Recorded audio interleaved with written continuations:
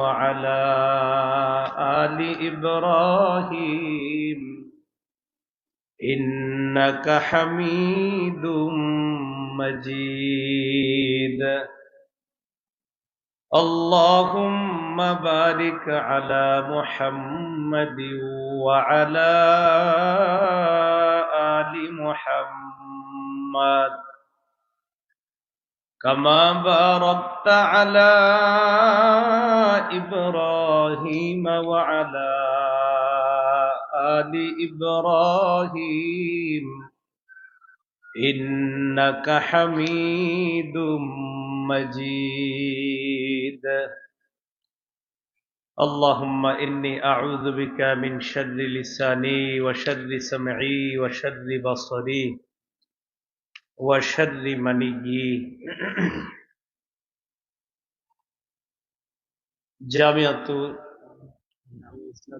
জামিয়া ইসলামিয়া মদিনাতুল উলুম মাদ্রাসা কর্তৃক আয়োজিত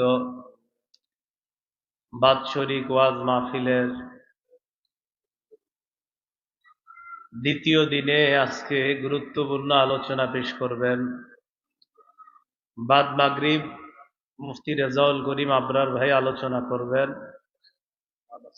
বাদ আসর বাদ মাগরিব আল্লামা শেখ হাসান জামিল হাফিজাহুল্লাহ আলোচনা করবেন, বাদ এশা মাওলানা আব্দুল বাসেত খান সিরাজগঞ্জ হযরত আলোচনা করবেন, সর্বশেষ আল্লামা খালিদ সাইফুল্লাহ আইয়ুবী দামাত বরকাতুহুল আলিয়া তিনি আলোচনা করবেন।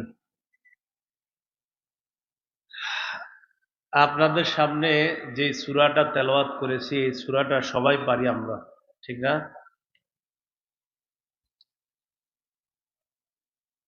এই সূরাটার নাম সূরাতুল ফাতিহা।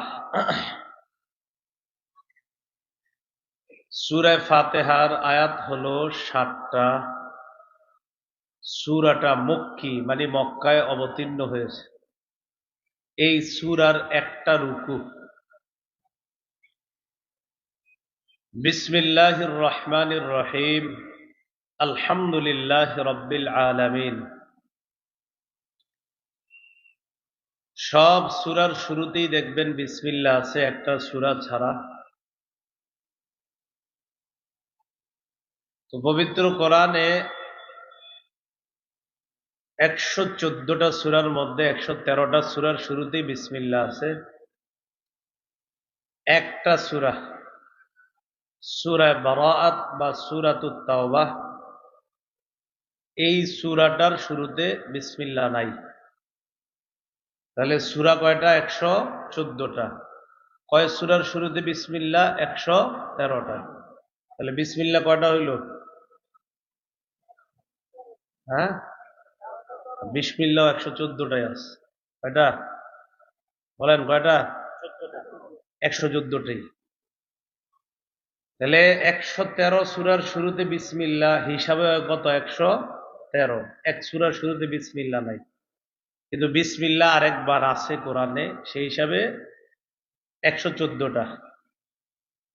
সূরাতুন নামলের মধ্যে আছে। সুলাইমান আলাইহিস সালাতু ওয়াস সালাম রানী বিলকিসের কাছে একটা চিঠি লেখছে। ওই চিঠির মধ্যে আছে ইন্নাহু মিন সুলাইমান ওয়া ইন্নাহু বিসমিল্লাহির রহমানির রহিম। সুলাইমানের পক্ষ থেকে এই চিঠি, বিসমিল্লাহির রহমানির রহিম। তাহলে বিসমিল্লাহির রহমানির রহিম এটাও কোরআনে কয়বার? 114 বার। কিন্তু কয় সূরার শুরুতে? 113। 113 সূরার শুরুতে বিসমিল্লাহ। তবে বিসমিল্লাহ আছে 114 বার। আরেকবার যে আছে এটা কোথায় আছে? 19 নম্বর পারার 18 নম্বর পৃষ্ঠা। আল্লাহ পাক রব্বুল আলামিন সুলাইমান আলাইহিস সালাতু ওয়াস সালামের চিঠির ব্যাপারে বলেন, সূরা নামল আয়াত নাম্বার 30 নম্বর আয়াত, ইন্নাহু মিন সুলাইমান ওয়া ইন্নাহু বিসমিল্লাহির রহমানির রহিম। তাহলে বিসমিল্লাহ আরেকবার আছে। তাহলে কত হলো? মোট 114 বার। তাহলে সূরা কয়টা? 114টা। সূরা 114টা। বিসমিল্লাহ কয়টা? 114টা। কিন্তু কয় সূরার শুরুতে বিসমিল্লাহ? 113 সূরার শুরুতে। আরেকটা কোথায়? সূরা নামলের 30 নম্বর আয়াত। বিসমিল্লাহ হলো দুই সূরার মাঝে পার্থক্য। কয় সূরার মাঝে পার্থক্য? দুই সূরা। হাদিসের কিতাব আবু দাউদ, এই কিতাবের 788 নম্বর হাদিসের বর্ণনা। আব্দুল্লাহ ইবনে আব্বাস রাদিয়াল্লাহু তাআলা আনহুমার বর্ণনা, তিনি বলেন, কানান নাবিয়্যু সাল্লাল্লাহু আলাইহি ওয়াসাল্লাম লা ইয়ারিফু ফাসলাস সূরাতি হাত্তা তুনাজ্জালা আলাইহি বিসমিল্লাহির রহমানির রহিম। রাসূলুল্লাহ সাল্লাল্লাহু আলাইহি সাল্লাম দুই সূরার মাঝে ততক্ষণ পার্থক্য করতে পারতেন না যতক্ষণ বিসমিল্লাহ নাজিল না হতো। বিসমিল্লাহ নাজিল হইলে নবী বুঝতেন এই সূরা আর পরের সূরার পার্থক্য হলো এই বিসমিল্লাহ। তো বিসমিল্লাহির রহমানির রহিম, আল্লাহর নামে শুরু করলাম, যিনি রহমান, যিনি রহিম। আল্লাহ আমাদেরকে আজীব এক জিনিস শিক্ষা দিচ্ছে। একটু আগে শিখলাম সব ভালো কাজে ডান। ভালো কাজে কি? ডান। আরবি লিখবেন না আপনি, আরবি লিখলেও দেখবেন ডান থেকে শুরু হয় আরবি। এই কোরআনও খুলবেন দেখবেন ডান পাশ থেকে খোলা হয়। এখান থেকে আরেকটা জিনিস শিখি আমরা, সমস্ত ভালো কাজের শুরুতে বিসমিল্লাহ। সুবহানাল্লাহ। সব ভালো কাজের শুরুতে কি? বিসমিল্লাহ। এটা হেলায় খেলায় উড়াইয়া দিবেন না কথাটা, এটা গুরুত্ব সহকারে নেবেন যে বিসমিল্লাহ এটা গুরুত্বপূর্ণ। আল্লাহর নামে শুরু করা। দোকানের শাটার খুলবেন বিসমিল্লাহ, শাটার বন্ধ করবেন বিসমিল্লাহ, চা কাউর হাতে দিবেন বিসমিল্লাহ, কারো হাত থেকে চায়ের কাপটা নিবেন বিসমিল্লাহ। সমস্ত ভালো কাজে বিসমিল্লাহ। পান খাইতেছেন হঠাৎ কোথাও গিয়ে, বাস বিসমিল্লাহ। এক কাপ চা পান করবেন বিসমিল্লাহ। আল্লাহ শিখাইয়া দিচ্ছে যে কোরআনের শুরুতেও বিসমিল্লাহির রহমানির রহিম, এর মাধ্যমে আমরা শুরু করলাম। এর মানে সমস্ত ভালো কাজে বিসমিল্লাহির রহমানির রহিম দিয়ে আমাদের কাজগুলো আমরা শুরু করব ইনশাআল্লাহ।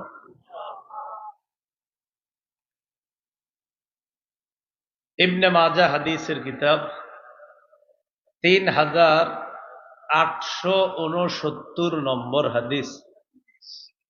এই হাদিসের মধ্যে আসছে, قال رسول الله صلى الله عليه وسلم ما من عبد يقول في صباح كل يوم ومساء كل ليلة بسم الله الذي لا يضر مع اسمه شيء في الأرض ولا في السماء وهو السميع العليم ثلاث مرات فيضره। নবীজি বলেন, কেউ যদি প্রতিদিন সকালে আর সন্ধ্যায় 3 বার এই দোয়াটা পড়ে, বিসমিল্লাহিল্লাযী লা ইয়াদুররু মা ইসমিহি শাইউন ফিল আরদি ওয়ালা ফিস সামা ওয়া হুয়াস সামিউল আলিম। এই দোয়াটা কেউ যদি সকালে 3 বার পড়ে, বিকালে 3 বার পড়ে, আল্লাহর নামে, লা ইয়াদুররু মা ইসমিহি শাইউন, আল্লাহর নামে কোনো জিনিস ক্ষতি করবে না, ফিস সামা শাইউন ফিল আরদি, জমিনেও ক্ষতি করবে না, আসমানেও ক্ষতি করবে না, ওয়া হুয়াস সামিউল আলিম, তিনি সর্বশ্রোতা সর্বজ্ঞানী। এটা হলো এই দোয়ার অর্থ। বিসমিল্লাহ, আল্লাহর নামে, আল্লাযী লা ইয়াদুররু মা ইসমিহি শাইউন, যার নামে কোনো জিনিস ক্ষতি হতে পারে না, ক্ষতি করতে পারে না, ফিল আরদি ওয়ালা ফিস সামা, দুনিয়াতেও না আসমানেও না, তিনি সর্বশ্রোতা সর্বজ্ঞানী। এই দোয়াটা যদি কেউ সকালে 3 বার বিকালে 3 বার পরে, দুনিয়ার কোনো কিছু তাকে ক্ষতি করতে পারবে না। এখন অনেকের অভিযোগ, পড়ি তো কাম হয় না। যেদিন কাম হয় না সেদিন আপনি খোঁজ করে দেখেন পড়েন নাই। হ্যাঁ, একদিন দেখবেন বলবে আমার তো আজকে সমস্যা হয়েছে, এই দোয়া তো আমি ডেলি পড়ি, তো আজকে পড়ছেন নি? কয় না আজকে পড়ি নাই। তো আজকে পড়েন নাই দেখি দুই। প্রতিদিন 3 বার, সকালে সন্ধ্যায়। তাহলে আল্লাহর নামে কোনো কিছু ক্ষতি করতে পারে না। আল্লাহ আমল করার তৌফিক দান করেন। চিঠিপত্র কারো কাছে যখন লিখবেন, বিসমিল্লাহির রহমানির রহিম দিয়ে লিখবেন। সহিহ বুখারীর 7 নম্বর হাদিস, রাসূলুল্লাহ সাল্লাল্লাহু আলাইহি সাল্লাম একটা চিঠি লিখছে রোমের বাদশাহ হিরাক্লিয়াসের কাছে। সেই চিঠির মধ্যে আছে বিসমিল্লাহ মিন মুহাম্মাদিন আবদিল্লাহি ওয়া রাসূলিহি ইলা হিরাক আজিমির রোম। রোমের বাদশাহ হিরাক্লিয়াসের কাছে আল্লাহর বান্দা এবং আল্লাহ রসুল মুহাম্মদ সাল্লাল্লাহু আলাইহি সাল্লামের পক্ষ থেকে চিঠি। আল্লাহর নামে আমি মুহাম্মদ সাল্লাল্লাহু আলাইহি সাল্লাম তোমার কাছে দাওয়াত নামাজে আমি লিখলাম, বিসমিল্লাহ দিয়ে আমার চিঠিটা আমি শুরু করলাম। তাহলে চিঠিপত্র লিখলেন, শুরু করবেন কি দিয়ে? তো এই যুগে তো আর চিঠি নাই, এখন পাঠান আপনারা মেসেজ, নাকি? তো মেসেজও লেখেন আসসালামু আলাইকুম বিসমিল্লাহির রহমানির রহিম, এই তো হয়ে গেল না? প্রথমে লিখবেন বিসমিল্লাহির রহমানির রহিম, এরপরে আসসালাম। সহিহ বুখারীর বর্ণনা আসছে রাসূল প্রথমে বিসমিল্লাহ লিখছে, পরে বলছে আসসালামু আলা মানিত্তাবাল হুদা। তো সেই হিসাবে প্রথমে বিসমিল্লাহ লিখবেন, এরপরে লিখবেন আসসালামু আলাইকুম ওয়া রাহমাতুল্লাহ। তো বাস, এখন তো আর আপনারা চিঠি লেখেন না, তো মেসেজ লেখেন যাবে কারো প্রয়োজনীয়, আবার উল্লা পাল্লা মেসেজ না। আপনারা তো মেসেজ মানে উল্লা পাল্লাও আছে, এরকম না। এই হলো সমস্ত পত্র বা কারো কাছে কিছু লেখার আদান প্রদান করার শুরুতে কি বলেন তো? বিসমিল্লাহ। খাবারের শুরুতে বিসমিল্লাহ, ওইটা আগেও বলছি, সহিহ বুখারীর বর্ণনা 5376 নম্বর হাদিস। রাসূলুল্লাহ সাল্লাল্লাহু আলাইহি সাল্লামের একজন সাহাবী উমর ইবনে আবি সুলাইমান বা উমর ইবনে আবি সালমান, তার থেকে বর্ণনা, কেউ কেউ তার নাম লেখছে উমর ইবনে আবি সালামা। তিনি বলেন, কুনতু গুলামান ফি হাজরি রাসূলিল্লাহ সাল্লাল্লাহু আলাইহি সাল্লাম, আমি রাসূল সাল্লাল্লাহু আলাইহি সাল্লামের গোলাম ছিলাম। ওয়া কানাত তাতিশু ফি ইয়াদিস সাহফা, একসাথে খাইতে বসলে, দাওয়াত ও তাবলীগের সাথীরা যখন খাইতে বসি, বা আমাদের এই বিভিন্ন মজলিসে সুন্নাহ পদ্ধতিতে যখন আমরা খাই, 4 জন 5 জন এক প্লেটে যখন বসি আমরা, এরকম হয় না অনেক সময়? তো গোলাম বলেন, কানাত তাতিশু ফি সাহফা, আমার হাত পুরা প্লেটের চারদিকে ঘুরতো, মানে ওখান থেকে লইতাম, এখান থেকে নিতাম, এমনি খাইতাম। হাদিসের প্রথম শিক্ষা, নবীর গোলামকেও নবী তার প্লেটে অংশগ্রহণ করাইতেন। এটা প্রথম কথা। নবীর গোলাম তো কি হচ্ছে গোলাম, নবী যেই প্লেটে খাইতেন সেখানেও তারে বসায় খাওয়াইতেন। এটা আমাদের বাড়িওয়ালাদের জন্য শিক্ষা, চাকর বাকররে পাশে দাঁড় না করায়া তাদের সাথে অন্তত নিজ প্লেটে না হইলেও পাশের প্লেটে খাইতে দেওয়া।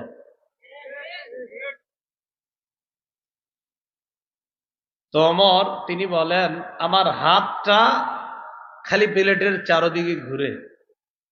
فقال لي رسول الله صلى الله عليه وسلم, আল্লাহ নবী আমাকে বললেন, ইয়া গুলাম সাম্মিল্লাহ, হে ছেলে তুমি আল্লাহর নাম নাও, বিসমিল্লাহ পড়বা। ওয়াকুল বিয়ামিনিকা, ডান হাতে খাইবা। ওয়াকুল মিম্মা ইয়ালিকা, সামনে থেকে খাইবা। 3টা সুন্নত শিখলাম। 1 নাম্বার বিসমিল্লাহ বলে খাইবা। 2 নাম্বার ওয়াকুল বিয়ামিনিকা, ডান হাতে খাইবা, ওই যে একটু আগে ডানের হাদিস গেছে। 3 নাম্বার ওয়াকুল মিম্মা ইয়ালিকা, তোমার সামনে থেকে তুমি খাইবা, আরেকজনের গোশত ওইটা খাওয়া দরকার নাই। প্লেটে বসলে বিরিয়ানি দিলে তো হইছেই কাম, নাকি? সবাই খালি বিরিয়ানি থাইকা যায়, কিন্তু আরেকটা জিনিস বিরিয়ানিটা থাইকা যায়, ওইটা থাকে না। হ্যাঁ, ঘটনা কি? একসাথে খায়, বিরিয়ানি আপনার বাড়ে, ওইটা বাড়ে না, ওইটা শেষ হয়ে যায় খালি। আরেকজনেরটা না নেওয়া। রসুল সাল্লাল্লাহু আলাইহি সাল্লাম বললেন, বিসমিল্লাহ বলে খাও, ডান হাতে খাও, তোমার সামনে থেকে তুমি খাও। নবীজির গোলাম বলেন, এরপর থেকে জিন্দিগি তো এই সুন্না পালনে আমার ভুল হয় না, আমি সারা জীবন নবীর এই কথার উপর আমল করছি। করবো তো ইনশাল্লাহ আমরা আমল। তাহলে আমরা সমস্ত কাজের শুরুতে কি পড়বো? বিসমিল্লাহ।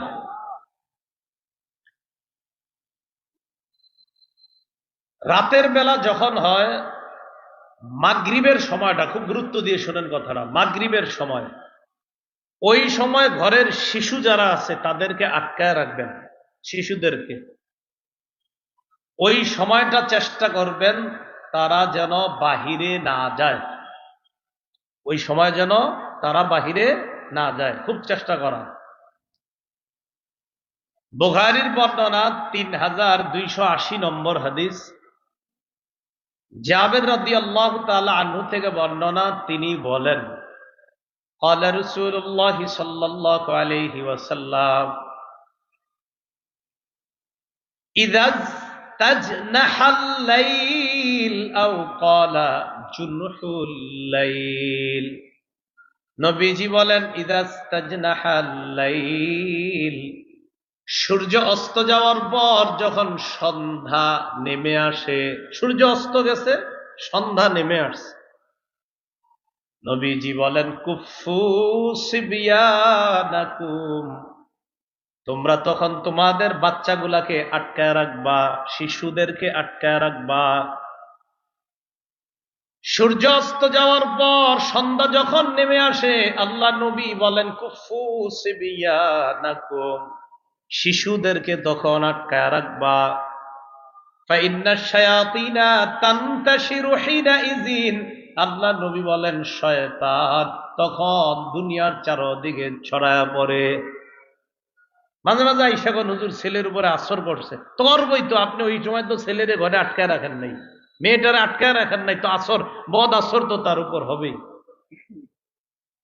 নবীজি বলেন তখন শয়তান ছড়ায়া পড়ে, ওই সময় তোমরা সন্তানদেরকে আটকায় রাখবা। ফাইদা যাহাবা সাআতুম মিনাল ইশা, রাতের কিছু অংশ যখন চলে যায়, ফাখাল্লুহুম, তখন আবার তাদেরকে ছেড়ে দাও। তাহলে রাতের কিছু অংশ গেলে ছেড়ে দিও, কিন্তু রাতের শুরু অংশটা সূর্যাস্তের পর যখন সন্ধ্যা নামে, শিশুদেরকে আটকায় রাখো, কিছু অংশ যাওয়ার পর তাদেরকে ছেড়ে দিবা, তখন তখন আর সমস্যা নাই। আর কি করবা তখন? ওয়া আগলিক বাবাকা ওয়াযকুর ইসমাল্লাহ, ঘরের দরজাটা আটকায় দিবা বিসমিল্লাহ বলে। ঘরের দরজা আটকাবো কি বলে? রাতের বেলা আপনার বিবি ঘরের দরজা আটকায় রাখবে বিসমিল্লাহ বলে। আপনি যখন অফিস থেকে যাইবেন রাত 8টা 9টা 10টার দিকে, দরজা যখন নক করবেন, বিবি যখন দরজা খুলবে, খোলার আগে পড়বে বিসমিল্লাহ, দরজা বন্ধ করার সময়ও বিসমিল্লাহ, দরজা খোলার সময়ও বিসমিল্লাহ। নবীজি বলেন দরজা বন্ধ করবা, বিসমিল্লাহ পড়বা। এরপর ওয়াউকি সিকাআকা ওয়াযকুর ইসমাল্লাহ, তুমি যেই গ্লাসে পানি পান করো ওই পান পাত্রটা ঢাইকা রাখবা বিসমিল্লাহ বলে। রাতের বেলা শোয়ার সময় পাশে গ্লাস রাখেন না, বিসমিল্লাহ বলে ওইটা ঢাইকা রাখবেন। এরপর নবী বলেন ওয়াখাম্মির ইনাআকা ওয়াযকুর ইসমাল্লাহ, তুমি তোমার বাসন তোষণ, তরি তরকারি ভাতের ডেক ডেকচি গুলা বিসমিল্লাহ বলে ঢেকে রাখবা। ফ্রিজের মধ্যেও যদি রাখেন ঢাইকা রাখা দরকার। নবী বলেন ওয়ালাউ তারুদু আলাইহি শাইআ, পুরা ঢাকনা যদি দিতেও না পারো, সামান্য কিছু একটা হলেও ওই পাত্র আর পান পাত্রের উপর রেখে দাও। পুরা ঢাকনাটা নাই, আপনি কিছু একটা বিসমিল্লাহ বলে রেখে দেন, মানে পুরাটা ঢাকার মতো আপনার কাছে কিছু নাই, তো ছোট একটা কিছু হইলো আপনি, নবী বলছে বাস কিছু একটা আপনি বিসমিল্লাহ বলে ওটার উপর রেখে দেন। কি কথাগুলো বুঝে আসছে সবার? পুরা আপনার কাছে পানপাত্র ঢাকার বড় কিছু নাই, তো নবীজি বলছে নাই বলাও তা আরজু আলাইহি শাইআন, ছোট কিছু হইল ওইটা ওখানে রাইখা দাও, বাকি বিসমিল্লাহ বলো। তো কথাগুলো মনে থাকবে নি সবার? তাহলে বিসমিল্লাহ পড়ে দরজা আটকানো, দরজা খোলা, পানপাত্রের উপরে কিছু রাখা বিসমিল্লাহ বলে, বাসন তোষণ, ডেকচির মধ্যে ভাত আছে তরকারি আছে এগুলার উপরেও বিসমিল্লাহ বলে কিছু একটা রাইখা দেওয়া। আল্লাহ আমল করার তৌফিক দান করেন। কাপড় পরিধান যখন করবেন তখনও বিসমিল্লাহ পড়বেন। এমনকি আমরা যখন অজু ইস্তেঞ্জা করি, কখনো প্রস্রাবখানায় যেতে হয় আমাদের, কখনো টয়লেটে, লজ্জার কিছু না, তখন লজ্জাস্থান প্রকাশ হয় কিনা? ওখানে প্রস্রাবখানা টয়লেটে গেলে লজ্জাস্থান প্রকাশ হয় কিনা? রাসূল সাল্লাল্লাহু আলাইহি সাল্লাম বলেন শয়তান তখন তোমাদেরকে নিয়ে খেলা করার খুব চেষ্টা চালায়, ওই মুহূর্তে কি করবা? রাসূলুল্লাহ সাল্লাল্লাহু আলাইহি সাল্লাম বলেন, ইবনে মাজার 297 নম্বর হাদিস, قال رسول الله صلى الله عليه وسلم ستر ما بين الجن وعورات بني آدم أن يقول بسم الله। জিন এবং আদম সন্তানের সতরের মাঝে পর্দা বা আবরণ হলো ওই বান্দা পড়বে বিসমিল্লাহ। ইজা দাখালাল কানিফা, বান্দা যখন ওযু করতে যায়, ইস্তিনজা করতে যায়, টয়লেটের মধ্যে যায়, প্রস্রাবখানায় যায়, তখন ওই বান্দা পড়বে বিসমিল্লাহ। এই বিসমিল্লাহ পড়ার কারণে শয়তান আর তার লজ্জাস্থানের মাঝে আল্লাহ প্রতিবন্ধকতা তৈরি করে দেয়। নাহলে শয়তান লজ্জাস্থান নিয়ে খেলা করে। তাহলে এই কথাগুলা গুরুত্ব দেন। বাচ্চা ও তো বিসমিল্লাহ পারে না, যে বাচ্চাটা, ওকেও যখন আপনি কমোডের মধ্যে বসান বিসমিল্লাহ বলে ওকে বসান। বাচ্চাকে যদি বাথরুমে নেওয়ার উপযুক্ত হয়, 2.5-3 বছরে আস্তে আস্তে মারা কি করে, তখন বাচ্চাকে একটু বাথরুমে নিয়ে যাওয়ার চেষ্টা করে, তখনও আপনি ওই বাচ্চাকে নেওয়ার সময় বিসমিল্লাহ আল্লাহুম্মা ইন্নী আউযু বিকা মিনাল খুবুসি ওয়াল খাবাইস এই দোয়াটা পড়েন, কারণ এই বাচ্চার লজ্জাস্থান নিয়ে যেন ইবলিস খেলা করতে না পারে, এই জন্য এই দোয়াগুলো পড়া। মনে থাকবে নি সবার? তাহলে এই আমলগুলা মিস করেন না। এই নামাজের সময় আসলেই আমরা প্রস্রাবখানায় টয়লেটে যাই, অনেকে দ্রুত দৌড়ে আসে, মানে বোঝা যাইতেছে ওনার হালাত খারাপ, দোয়াটা পড়তে ভুলে যায় না। আল্লাহ আমল করার তৌফিক দান করেন। রাতে ঘুমানোর সময় বিসমিল্লাহ পড়বেন। আবু দাউদ শরীফের বর্ণনা 5054 নম্বর হাদিস, আন্না রাসূলুল্লাহ সাল্লাল্লাহু আলাইহি ওয়াসাল্লাম কানা ইযা আখাযা মাতজাহু মিনাল লাইল, রাসূলুল্লাহ সাল্লাল্লাহু আলাইহি সাল্লাম রাতের বেলা যখন বিছানায় যাইতেন তখন বলতেন বিসমিল্লাহ ওয়াদাতু জামবি, আল্লাহর নামে আমি আমার শরীরটা বিছানায় রাখলাম। সুবহানাল্লাহ। আরেকটা আছে বিসমিকা রব্বি ওয়াদাতু জামবি, রব আপনার নামে আমি আমার দেহটাকে বিছানার মধ্যে রাখলাম। তাহলে কার নামে দেহ বিছানায় রাখবো বলেন তো? আল্লাহর নামে। এরপর আল্লাহ নবী বলতেন আল্লাহুম্মা গফিরলি জামবি, পড়েন তো আল্লাহুম্মা গফিরলি জামবি। এটা নবী আমগরে শিখিয়ে দিছে, তোমরা পড়বা আল্লাহুম্মা গফিরলি জামবি, আল্লাহ আপনি আমার গুনাহ মাফ করে দেন। নবীর তো গুনাহ নাই, এই নবী এটা পয়রা আমগরে শিখাই দিছে যে দোয়া করবা যে আল্লাহ যেন তোমারে মাফ করে। 1 নাম্বার বিসমিল্লাহ বলে দেহ মাটির মধ্যে রাখা, বিছানায় রাখা। পুরা দোয়াটা যদি না পারেন পড়বেন বিসমিল্লাহির রহমানির রহিম। এটা বইলা বাংলাগুলা বলবেন আল্লাহ আপনার নামে আমি আমার দেহটা বিছানার মধ্যে রাখলাম, এরপরে আরবি যদি পারেন ভালো কথা, আরবি না পারলে বাংলাটা বলবেন। আরবি হলো আল্লাহুম্মা গফিরলি যামবি, আল্লাহ আপনি আমার গুনাহ মাফ করে দেন। বাংলাটা পারবেন তো? আল্লাহ আপনি আমার গুনাহ মাফ করে দেন। 3 নাম্বার ওয়া আখসি শাইতানি, মাবুদ তুমি আমার শয়তানকে তাড়ায়া দাও, আমার সাথে যেই শয়তানটা ডিস্টার্ব করে ওরে তুমি তাড়ায়া দাও।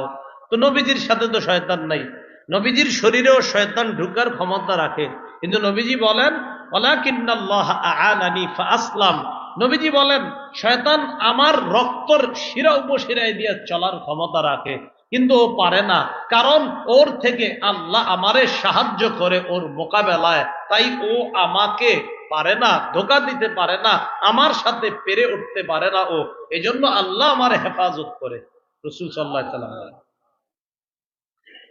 3 নাম্বার বললেন আখসি শাইতানি, আল্লাহ আমার শয়তানটারে তাড়ায়া দেন।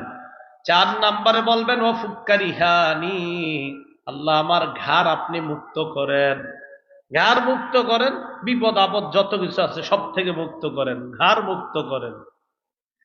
এরপর সুন্দর একটা কথা নবী শিখায়া দেয় ওয়াজআলনি ফিন নাদিয়িল আ'লা, আল্লাহ নেককার মানুষ যারা, সবচাইতে মর্যাদাবান বান্দা যারা, তাদের অন্তর্ভুক্ত আমারে বানায়া দেন। বাংলাটা শুনেন, আল্লাহ আপনার নামে দেহটা বিছানায় রাখলাম, আল্লাহ আমার গুনাহ মাফ করেন, আল্লাহ আমার শয়তানটা তাড়িয়ে দেন, আমার ঘাটটা মুক্ত করেন। আল্লাহ নেককার মানুষ যারা, সর্বোচ্চ নেককার যারা, তাদের অন্তর্ভুক্ত আমাকে আপনি বানায়া দেন। যাই হোক, প্রথমে আসি, মূল কথায় আসি, বিসমিল্লাহ বলে দেহটা বিছানায় রাখা, এই মনে থাকবেন ইনশাআল্লাহ। আচ্ছা, হাসবো না কেউ, এখন যে হাদিসটা বলবো কেউ হাসবো না, বলে মন দিয়ে শুনবো, সাবধান, রসুলের হাদিসের সময় কোনো, যেখানে হাসা আছে সেখানে হাসবো, যেখানে হাসি নেই হাসবো না। সহিহ বুখারী 6338 নম্বর হাদিসের বর্ণনা, 388 নম্বর হাদিসের বর্ণনা, যখন আপনি আপনার বিবির সাথে সম্পর্ক করবেন, বিবির সাথে বিছানায় যখন পবিত্র বৈধ সম্পর্ক স্থাপন করবেন, তখন আপনি বিসমিল্লাহ পড়বেন, এটা রসুল শিখাই দিচ্ছে। قال رسول الله صلى الله عليه وسلم لو أن أحدكم إذا أراد أن يأتي أهله فقال بسم الله اللهم جنبنا الشيطان وجنب الشيطان ما رزقتنا, তোমাদের কেউ যখন তার বিবির কাছে যায়, গমন করে, পবিত্র সম্পর্ক কায়েম করতে চায়, তখন ওই ব্যক্তি পড়বে বিসমিল্লাহ আল্লাহুম্মা জান্নিবিনাশ শাইতান, আল্লাহ আপনি আমাকে আর আমার বিবিকে, আমাদের দুইজন আপনার কাছে দোয়া করতেছি, জান্নিবনাশ শাইতান, আমাদের দুইজন থেকে আপনি শয়তানকে দূরে রাখেন, ওয়া জান্নিবিশ শাইতানা মা রাযাকতানা, আল্লাহ আমাদের কোন সন্তান যদি হয়, যে সন্তান আপনি আমাদেরকে দান করবেন, এই সন্তানটাকেও শয়তান থেকে আপনি দূরে রাখবেন, এটা তোমরা দোয়া করবা। নবীজি বলেন ইন্নাহু ইয়ুকাদ্দার বাইনাহুমা ওয়ালাদ, তাদের এই পবিত্র সম্পর্ক স্থাপনের ফলে তাদের কোনো সন্তান যদি আল্লাহর পক্ষ থেকে নির্ধারণ করা হয়ে থাকে, লাম ইয়াদুররুহু শাইতানুন আবাদা, এই সন্তানটাকে শয়তান কখনো ক্ষতি করতে পারবে না। আবার বলছি, তোমাদের কেউ যখন বিবির কাছে যাবে, বিসমিল্লাহ পড়বে, আল্লাহুম্মা জান্নিবনাশ শাইতান ওয়া জান্নিবিশ শাইতানা মা রাযাকতানা। পুরো দোয়াটা না পারলে বিসমিল্লাহ তো মনে থাকবে, বিসমিল্লাহ পড়ার পর বাংলাটা বলবেন, আল্লাহ আমাদের থেকে শয়তানকে দূরে রাখেন, আর আমাদের যে সন্তানটা আপনি দিবেন, এই সন্তানটার থেকেও শয়তানকে দূরে রাখেন, সন্তানটাকে শয়তান থেকে দূরে রাখেন। নবী বলেন ওই সম্পর্কের ফলে যদি তাদের কোনো সন্তান আল্লাহ নির্ধারণ করে রাখেন, যদি নির্ধারিত হয়ে থাকে, শয়তান কখনো এই সন্তানের ক্ষতি করতে পারবে না।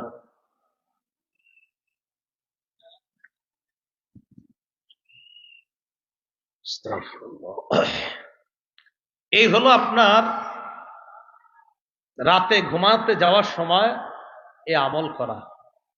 আল্লাহ আমাদের সকলকে আমল করার তৌফিক দান করেন। তাহলে সূরা ফাতিহা বিসমিল্লাহ দিয়ে শুরু করলাম। বিসমিল্লাহ সব ভালো কাজের শুরুতে, এই আমল আমরা শিখলাম। চলেন সূরার প্রথম আয়াতে যাই। আলহামদুলিল্লাহি রাব্বিল আলামিন। সমস্ত প্রশংসা আল্লাহর, যিনি বিশ্ব জগতের রব। সমস্ত প্রশংসা কার? বলেন কার? তো আমরা তো মানুষেরও প্রশংসা করি, কি করি না? শুরুতে একটা আলিফলাম আছে, এই আলিফলামটাকে আলিফলামে ইস্তেগরাক অথবা ইখতিসাসের জন্য আনা হয়েছে। সমস্ত প্রশংসা আল্লাহর জন্য, আর এটার নাম যদি হয় ইখতিসাস তাহলে অর্থ হবে সমস্ত প্রশংসা আল্লাহর জন্যই খাস। বলেন সমস্ত প্রশংসা কার জন্য খাস? এটা কেমনে? এই চেয়ার বানাইছে কে? বলেন মিস্ত্রি। কে বানাইছে? মাশাআল্লাহ, কি সুন্দর চেয়ার। তাহলে মিস্ত্রি বানাইছে। মিস্ত্রির মেধা অনেক ভালো। মিস্ত্রির বানাইছে কে? আরে বলেন কে? তো মূলত প্রশংসা হলো কার? এই জন্য চেয়ার যে বানাইছে, যদিও তার প্রশংসা করি, আসলে এটা তার প্রশংসা না, বরং তারে এত সুন্দর মেধা যিনি দিয়েছে তার প্রশংসা। এজন্য মুফতি শফি রহমতুল্লাহ আলাইহি লেখছেন, সারা পৃথিবীতে যত জায়গায় মানুষের প্রশংসা হয়, এই প্রশংসার যোগ্য মূলত মানুষ না, মূলত ওই মানুষ যেই কারণে প্রশংসা অন্যের থেকে পায়। মানুষ চিন্তা করতে হবে, আমি প্রশংসা কেন পাইলাম? আচ্ছা আমার মেধার কারণে। আমি প্রশংসা কেন পাইলাম? আচ্ছা আমার টাকার কারণে। আচ্ছা আমি প্রশংসা কেন পাইলাম? ব্যবসায় উন্নতি করার কারণে। আচ্ছা ব্যবসায় আমাদের উন্নতি দেওয়ার বুদ্ধিটা কে দিল? ও আল্লাহ দিছে। তো মুফতি শফি রহমতুল্লাহ আলাইহি বলেন, দুনিয়াতে যত প্রশংসা হয় সব প্রশংসার মূলে আল্লাহ। সব প্রশংসার মূলে কে? আলহামদুলিল্লাহ, সমস্ত প্রশংসা কার?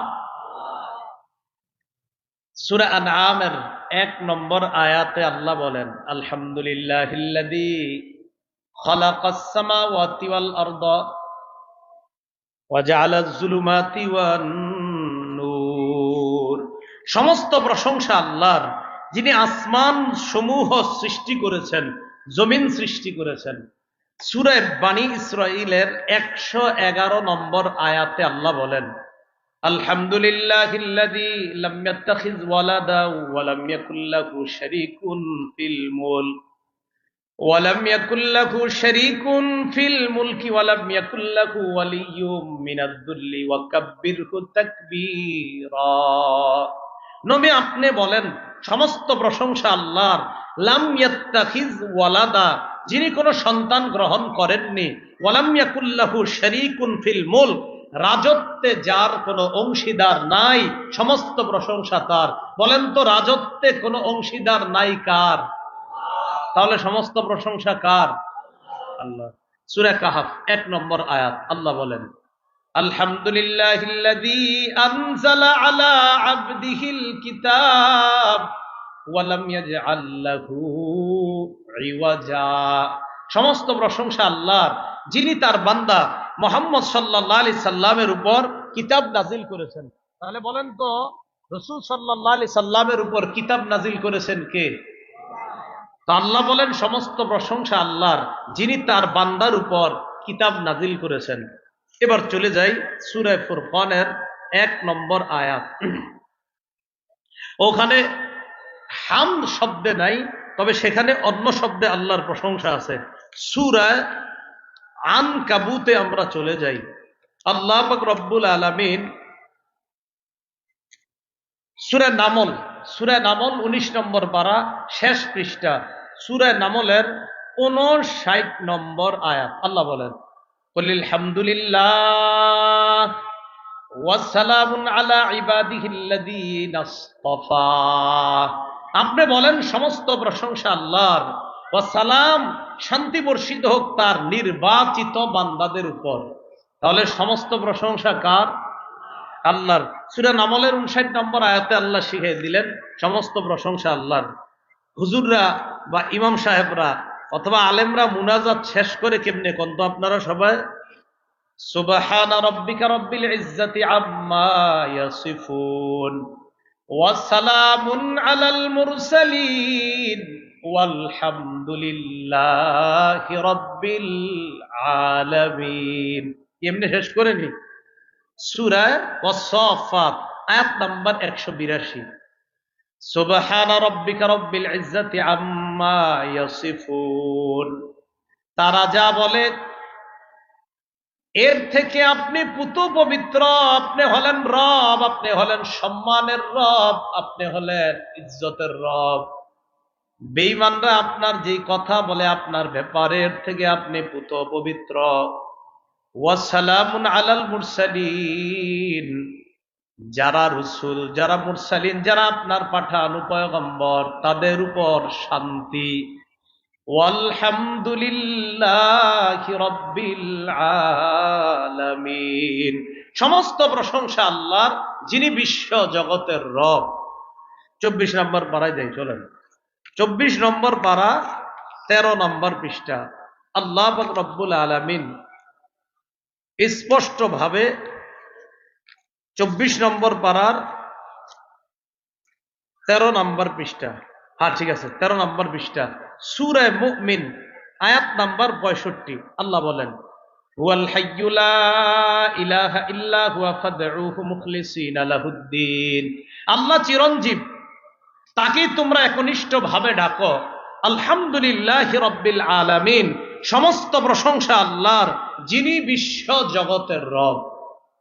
যিনি কি বলেন তো? বিশ্ব জগতের রব। সূরা ফুরকানের যেটা বলছিলাম সেখানে আছে এমন, তাবারাকাল্লাযী নাযালাল ফুরকানা আলা আবদিহি লিয়াকুনা লিল আলামিনা নাযীরা আল্লাযী লাহু মুলকুস সামাওয়াতি ওয়াল আরদ ওয়া লাম ইয়াত্তাখিয ওয়ালাদা ওয়া লাম ইয়াকুল লাহু শারীকুন ফিল মুলক ওয়া খালাকা কুল্লা শাইইন ফাকাদ্দারাহু তাকদীরা। সেখানে আসছে বরকতময় ওই সত্তা যিনি আসমান জমিন সৃষ্টি করেছেন, রাজত্ব তার, ক্ষমতা তার। বলেন তো রাজত্ব কার, ক্ষমতা কার? এবার সুন্দর একটা কথা আল্লাহ পাক রব্বুল আলামিন আমাদেরকে শিখিয়ে দিচ্ছেন। আগে আপনাদের থেকে আমি স্বীকৃতি নেই, বলেন এই দুনিয়ার রাজত্ব কার? আখেরাতে রাজত্ব কার? তাহলে দুনিয়াতে সব প্রশংসা হবে কার? আখেরাতেও কার? দেখেন আল্লাহ কি বলেন, ইউসাব্বিহু লিল্লাহি মা ফিস সামাওয়াতি ওয়া মা ফিল আরদ লাহুল মুলকু ওয়া লাহুল হামদ। আল্লাহ বলেন আসমান জমিনের যারা আছে সবাই তার তাসবিহ পাঠ করে। লাহুল মুলকু, রাজত্ব তার, প্রশংসা তার, তিনি সব বিষয়ের উপর ক্ষমতাবান। তো আমরা জানি দুনিয়াতেও রাজত্ব আল্লাহর, আখেরাতেও রাজত্ব আল্লাহর। অতএব দুনিয়াতেও সমস্ত প্রশংসা আল্লাহর, আখেরাতেও সমস্ত প্রশংসা আল্লাহর। আরেকটা আয়াত আছে, দাঁড়ান, লাহুল মুলকু ওয়া লাহুল হামদু ফিল আখিরা ইয়ালামু মা ইয়ালিজু ফিল আরদ ওয়া মা ইয়াখরুজু মিনহা। কই আছে এটা? 27 পারা, হ্যাঁ 27 পারা, দেখেন 27 নম্বর পারা 17 নম্বর পৃষ্ঠা। আল্লাহ পাক রব্বুল আলামিন বলেন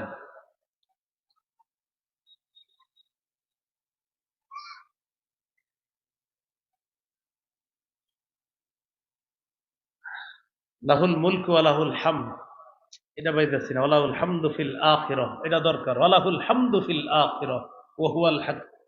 সূরা সাবা, সাবা সাবা 22 নম্বর পারা, সূরা সাবা। ফিল আখিরাহটা চাইতেছি আমি, সূরা সাবা 22 নম্বর পারা 7 নম্বর পৃষ্ঠা পেয়ে গেছি। আলহামদুলিল্লাহ পড়েন।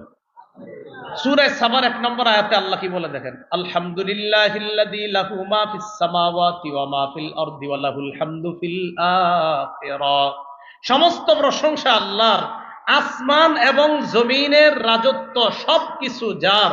ওয়ালাহুল হামদু ফিল আখিরাহ, আল্লাহ বলেন আখিরাতেও সমস্ত প্রশংসা আল্লাহর। এটা খুঁজতেছিলাম আমি। তাহলে দুনিয়াতে সব প্রশংসা কার? দুনিয়াতে সব রাজত্ব কার? তাই প্রশংসা সব কার? এবার আসেন আখিরাতে রাজত্ব কার? তো আল্লাহ বলেন ওয়ালাহুল হামদু ফিল আখিরাহ, অতএব আখিরাতে সমস্ত প্রশংসাও আমার। তাহলে আখিরাতে রাজত্ব আল্লাহর, আখিরাতে প্রশংসা আল্লাহ। এখন আসেন, সূরা ফাতিহার 1 নাম্বার আয়াত থেকে জানলাম সমস্ত প্রশংসা আল্লাহর। দুনিয়াতে আমরা মাঝে মাঝে মানুষের প্রশংসা করি, মানুষের প্রশংসা লিমিটেড প্রশংসা জায়েজ আছে। বলেন কি প্রশংসা জায়েজ? আনলিমিটেড প্রশংসা একজনের, তিনি কে? আল্লাহ। লিমিটেড প্রশংসা জায়েজ আছে এর দলিল সহিহ বুখারীর বর্ণনা 6085 নম্বর হাদিস। এই হাদিসের মধ্যে আসছে ইস্তাজানা উমর আলা রাসূলিল্লাহি সাল্লাল্লাহু আলাইহি ওয়াসাল্লাম। একবার নবীজির সাহাবী ওমর ফারুক রাদিয়াল্লাহু তাআলা নবীজির কাছে অনুমতি চাইলেন। ঘরের বাহিরে দাঁড়ায় রইছে, হুজুর আমি ওমর ভিতরে আসতে চাই। ওয়া ইনদাহু নিসাউম মিন কুরাইশিন ইউকাল্লিমনা ওয়া ইস্তাকসিরনাহু আলিয়াতান আসওয়াতুহুন্না। নবীজির সামনে তখন একদল কুরাইশি মহিলা, এই মহিলারা জোরে জোরে আওয়াজে কথা বলতেছে নবীর সামনে। হযরতে ওমর ফারুক তখন ঘরের বাহিরে। ভিতরে আল্লাহ নবীর কানে সংবাদ যায়, ইয়া রাসূলুল্লাহ ইয়া হাবিবাল্লাহ, আপনার সাহাবী ওমর ঘরের বাহিরে দাঁড়িয়ে আছে, আপনার কাছে অনুমতি চায়। ফাআযিনা লাহু রাসূলুল্লাহ সাল্লাল্লাহু আলাইহি ওয়াসাল্লাম। আল্লাহ নবী হযরতে ওমরকে ঘরে ঢোকার অনুমতি দিয়ে দেয়। হযরতে ওমর যখন ঘরের মধ্যে যায়, যাওয়ার সময় দেখে ওয়া রাসূলুল্লাহ সাল্লাল্লাহু আলাইহি ওয়াসাল্লাম ইয়াদহাক। ওমর যখন ঘরে যায়, যাওয়ার সময় দেখে আল্লাহ নবী হাসতেছে, নবীর দাঁত দেখা যায়। হযরতে ওমর আল্লাহ নবীকে দেখার পর বললেন, আদহাকাল্লাহু সিন্নাকা ইয়া রাসূলুল্লাহ। ওগো আল্লাহ নবী, আল্লাহ যেন আপনার এই দাঁত সদা সর্বদা হাস্যোজ্জ্বল রাখে, আপনার মুখটা সারা জীবন যেন আল্লাহ হাস্যোজ্জ্বল রাখে। হুজুর আমার জানতে মন চায় আপনি হাসতেছেন কেন? আপনারে যে আমি দেখলাম আপনি হাসেন, এটা ভালো লাগতেছে, সারা জীবন আপনি হাসেন, কিন্তু আপনি হাসলেন কেন এটা আমার একটু জানতে মন চায়। নবীজি বললেন, ওমর তুমি যখন বাহিরে অনুমতি চাইছো, তখন আমার সামনে নারীরা জোরে জোরে কথা বলতেছিল, জি আমি বাহির থেকেই শুনতেছিলাম। তো নবীজি কয়, ওমর ফালাম্মা সামি'না সাওতাক, নারীরা যখন তোমার আওয়াজ শুনছে, ইবতাদারনাল হিজাব, সবগুলা উইঠা দ্রুত পালায়া ওই পর্দার পিছনে গিয়ে পলায় রইছে তোমার আওয়াজ শুনে। হযরতে ওমর বললেন, আনতা কুনতা আহাক্কা আইয়াহাবনা ইয়া রাসূলুল্লাহ। হুজুর আপনিই তো ছিলেন বেশি যোগ্য যে আপনারে তারা ভয় পাবে, তারা আমারে কেন ভয় পায়? এবার হযরতে ওমর পর্দার দিকে লক্ষ্য করে বললেন, ইয়া আদুওয়াতি আনফুসিহিন্না, হে আত্মশত্রু নারীগণ, হে ওই সমস্ত নারীগণ যারা নিজেরা তোমরা নিজেদের শত্রু। আতাহাবনানি ওয়ালা তাহাবনা রাসূলুল্লাহি সাল্লাল্লাহু আলাইহি ওয়াসাল্লাম, তোমরা আমারে ভয় পাও, আল্লাহ রাসূলকে কি ভয় পাও না? তোমরা আমারে ভয় পাও, রাসূলকে ভয় পাও না? নারীরা ভিতর থেকে জবাব দেয়, বালাগ কুলনা বালাগ। নারীরা কি কয় দেখেন, কুলনা বালাগ। হ্যাঁ আসলে তোমারই ভয় পাই, নবীজিরে এত ভয় পাই না। দেখছেন কি কয়? নারীরা কয় আসলেই তোমারই ভয় পাই। এবার হযরতে ওমরকে ও কেন ভয় পাই?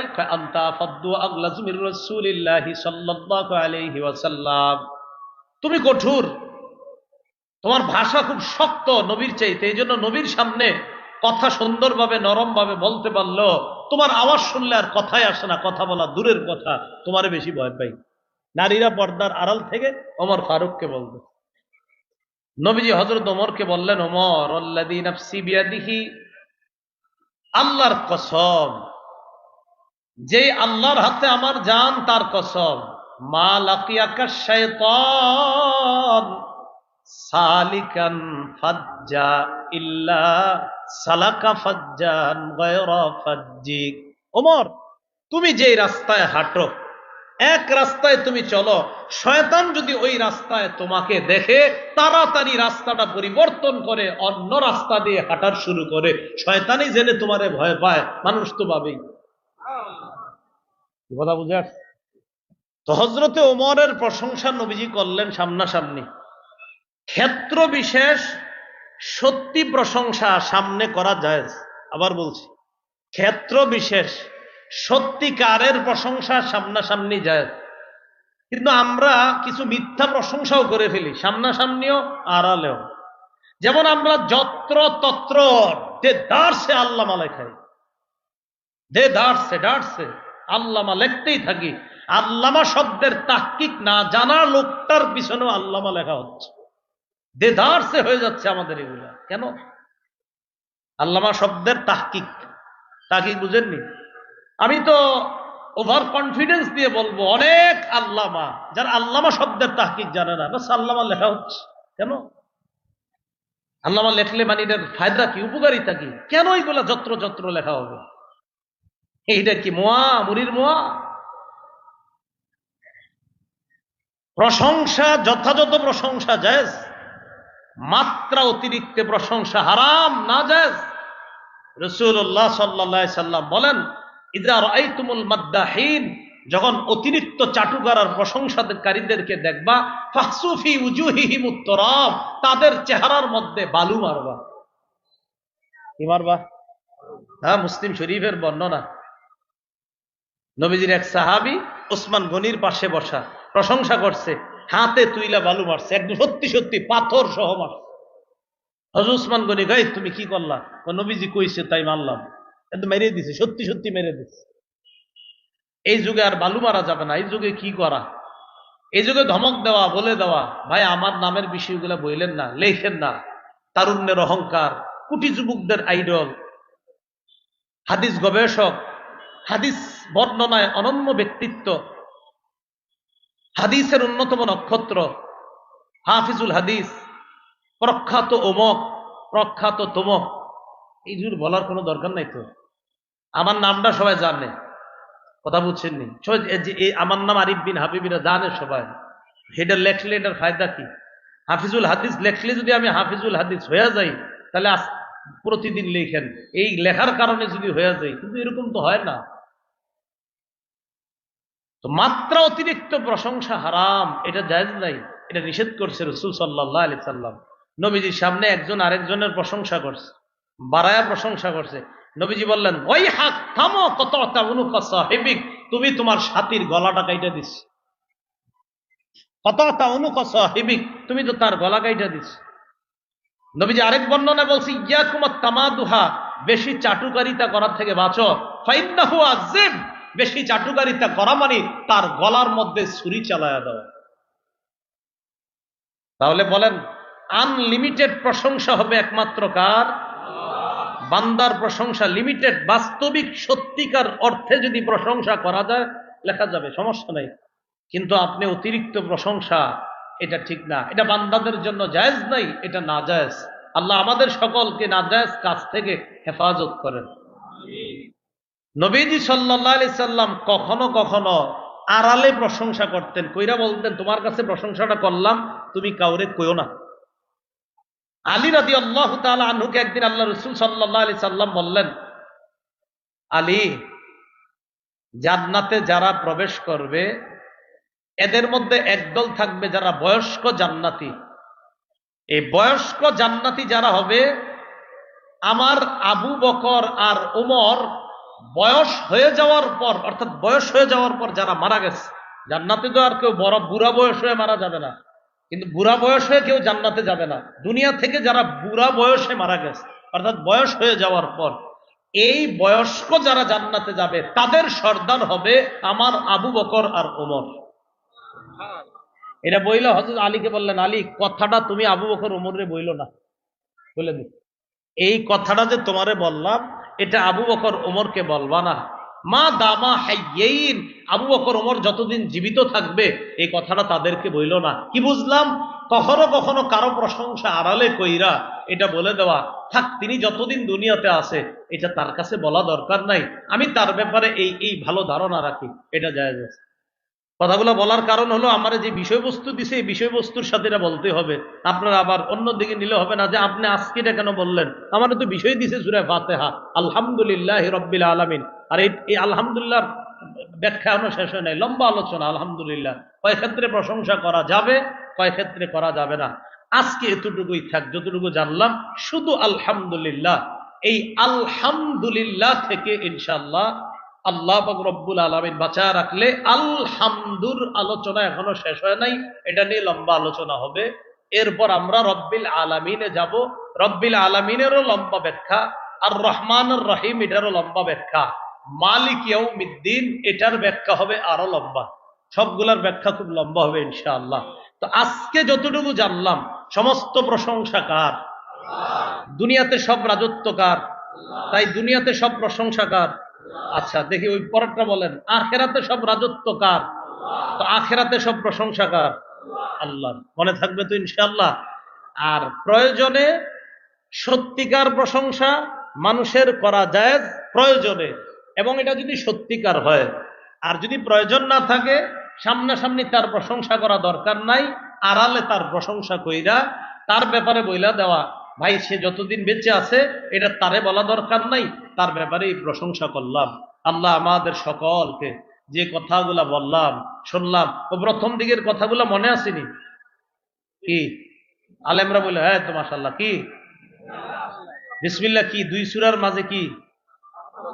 আপনারা বললেও না, এরা করতে দুই সূরার মাঝে কি পার্থক্য? আচ্ছা, ঘুমাইতে যাওয়ার সময় কি পড়া?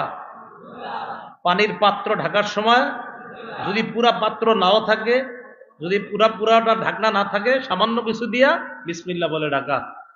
আলেমরা বলবেন না, অন্যরা বলবেন শিশুদেরকে কখন আটকায় রাখতে হবে? সন্ধ্যার সময়। বলতে সন্ধ্যা তো অনেক বড়, অর্থাৎ সূর্য ডুবার পর সন্ধ্যা যখন নেমে আসে শিশুদেরকে আটকানো। কখন ছাড়া যাবে? আর যখন কিছুটা রাত অতিবাহিত হবে তখন ছাড়া যাবে। আল্লাহ আমাদের সকলকে, মা বোনদেরকে কথাগুলোর উপর আমল করার তৌফিক দান করেন।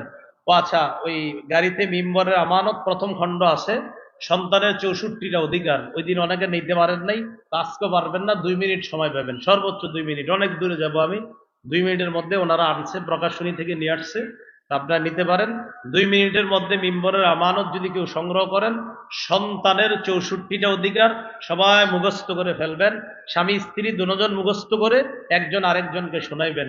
মিম্বরের আমানত প্রথম খণ্ড, ওই পরের খণ্ডগুলো এখনো আসে নাই, বাকি প্রেসে দেওয়া আছে, এসে যাবে আস্তে আস্তে। 10 খণ্ড রেডি। ওলামা হযরত যারা আছেন আপনাদের জন্য কার্যকরী হবে জুমায় একের পর এক ধারাবাহিক আলোচনা করার জন্য, এবং আম পাবলিক যারা আছেন, সাধারণ জনগণ এবং মা বোনদেরকেও আপনি কিতাবটা নেন, কোনো সমস্যা নাই। সহজভাবে উপস্থাপন করা হয়েছে, সেখানে কঠিন কোনো কথা লেখা নাই। আল্লাহ আমাদের সকলকে আজকের সূরা ফাতিহার প্রথম আয়াত এবং বিসমিল্লাহ থেকে যে আমল শিখলাম, এই আমলগুলা করার তৌফিক দান করেন। আমিন। ওয়া আখিরু দাওয়ানা আলহামদুলিল্লাহি রাব্বিল আলামিন। আসসালামু আলাইকুম।